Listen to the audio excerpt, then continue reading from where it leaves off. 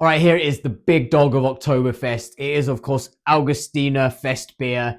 It is considered the gold standard of Festbiers at Oktoberfest. All the locals will recommend that you go to the Augustiner tent. They will recommend that you try the Augustiner Festbier. It's considered the greatest Festbier of them all. Even if you just visit Munich outside of Oktoberfest, the Augustiner Helles is highly regarded. It's what the locals drink. I've never tried an Augustiner Oktoberfest beer before. It always sells out very quick whenever I've been living in Switzerland. Now I'm back in the UK. I've managed to source it.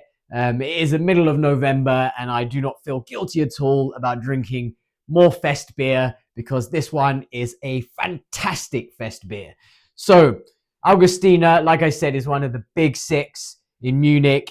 It's dated from 1328, founded by Augustinian monks.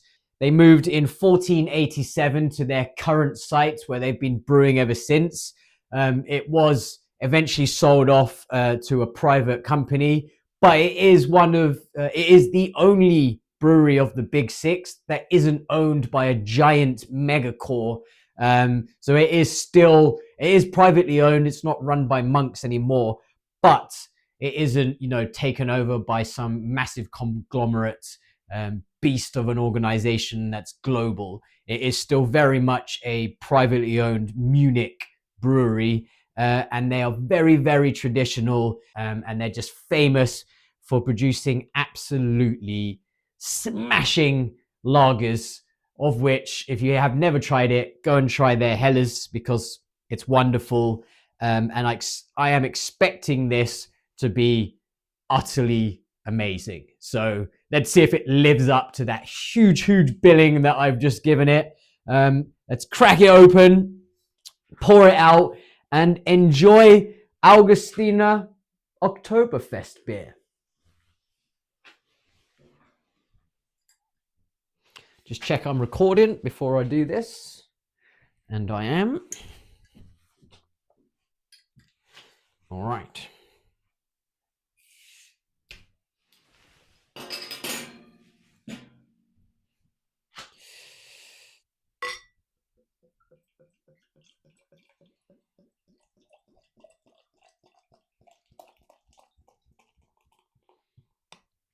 Got to give it a really big pour. I've seen a guy on Instagram, a German guy, pouring these, and I think I've done pretty well. Look at that.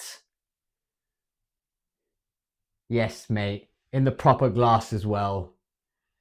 Just, wow. Just an unbelievably crystal clear beer there. That is lagered to within an inch of its life, mate. That is unbelievable. Like, it is like looking through a window. Fantastic. So very, very light golden color. Just honestly, I'm absolutely blown away by how crystal clear this is of a beer. It's absolutely insane. Beautiful, thick white head. I can top it up a bit. Just wow. Look at that. Just beautiful, beautiful beer. Give it a sniff.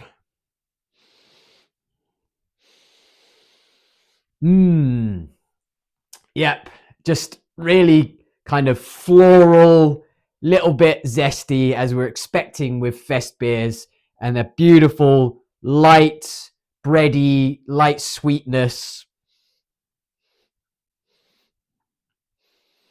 Oh, this smells so crushable. It just smells like you want to just neck the whole glass. Yeah, and that's what a Fest beer is, isn't it? Right? You want to be you're going to be drinking liters of it, and you want it to be utterly quaffable. So I'm trying to contain my excitement before I drink this. I'm a very respectable and a balanced beer reviewer. I'm not going to be biased at all. Whatever. Cheers.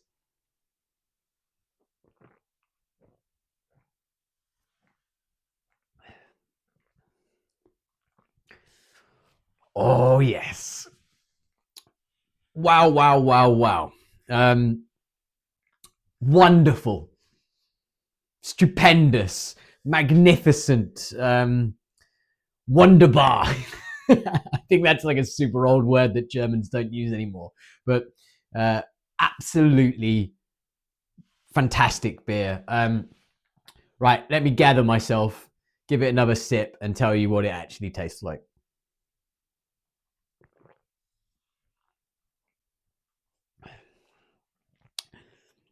Okay, so you are presented with a beautiful, beautiful tang that you expect with those German lagers, those fest beers, where they really nail on the pH. It's a slight amount of acidity that works together with the sweetness of the malts, bit of the bitterness from the hops, and you get that kind of zingy tang to it, which is wonderful. Then it goes into a kind of lightly sweet, honeyed, white bread malt flavor. Very, very kind of crisp drinking beer, a nice amount of carbonation on it that works really well with a bitterness which is nailed on. It's balanced. Like if this is this is not a term, but it's balanced to the max. They've maximized the balance, as in like it is beautifully sweet and beautifully bitter at the same time, working in harmony. And then you get those noble hop characters that we all know and love.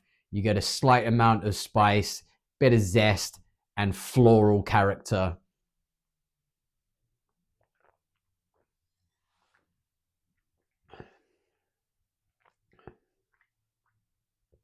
It really is just an effortless drink, just wonderfully balanced. I think it's 5.6%, and you get none of that. Oh no, it is 6.3%. So it is stronger than some of the other ones, and yet it is drinking much cleaner, much more balanced than pretty much all the other fest beers I've tried. I've tried a long line of fest beers. It's number one of the six from Munich, and it's number one in Bavaria in general. I think some of those other regional ones were like rustic, and they have a lot going on for them in different kind of character, depth. But this one, it manages to be 6.3%. It manages to have that beautiful light kind of honeyed malt, a beautiful crispness, that beautiful tang I was talking about, a decent amount of bitterness.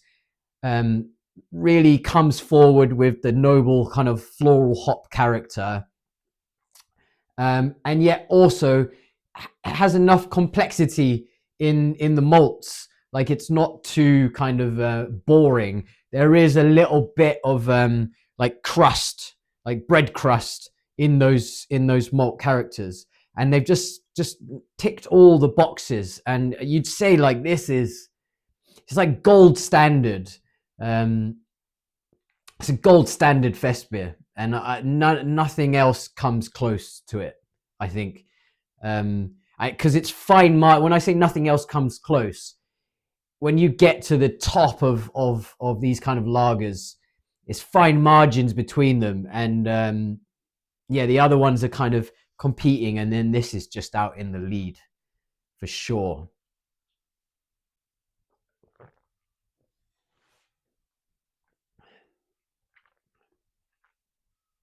Yeah, just I can't find anything to fault it, or like knock it down, or say I prefer this element from something else.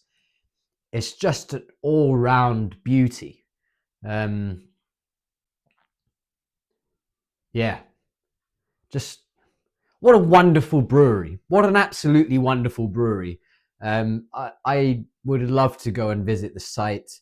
I've never been to Munich. I've been to Germany a bunch of times, but never Munich.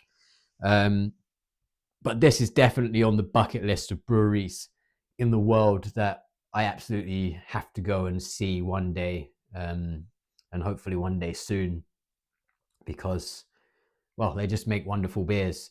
And yeah, I mean, I drink their Helles, you know, fairly regularly. It's quite easy to get hold of in supermarkets. So you quite often see it, but you don't often see anything else really from the brewery. So yeah, I was really pleased when I got hold of this Festbier. You have to move quite quickly to get it. It usually flies off the shelves in kind of bottle shops because everyone knows that Augustiner is the best. So there you go.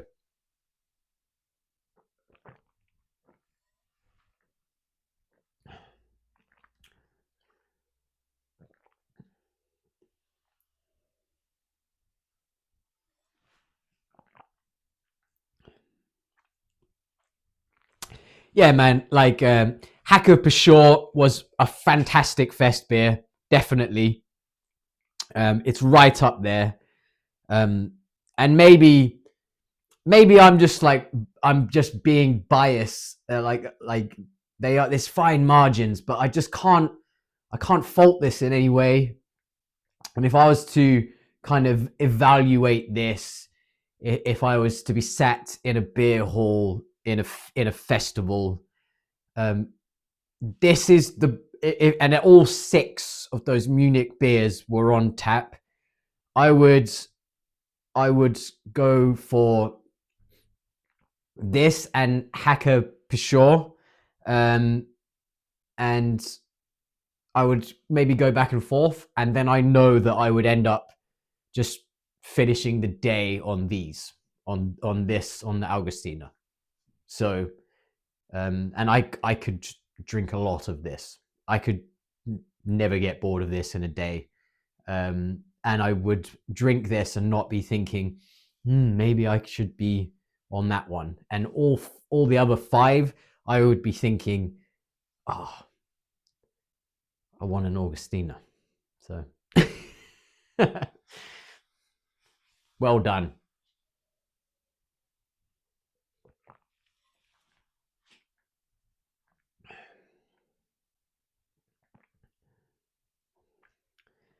Yeah, that's wonderful, mate. That is a wonderful, wonderful beer. We have ourselves a champion, and I'm announcing it before I try the Erdinger Oktoberfest and the Hofbräu, because this is going to win, mate. This is just... I've spoiled the party. I couldn't wait any longer. I was supposed to do this right at the end, but it's the middle of November, and it's just been... I've been looking at it in the fridge, and I'm just like, oh God, I just want to drink it. So here it is. I have drunk it, and I've bloody enjoyed it, and I've crowned it as the champion. And absolutely no one who knows anything about Oktoberfest will be surprised with that outcome.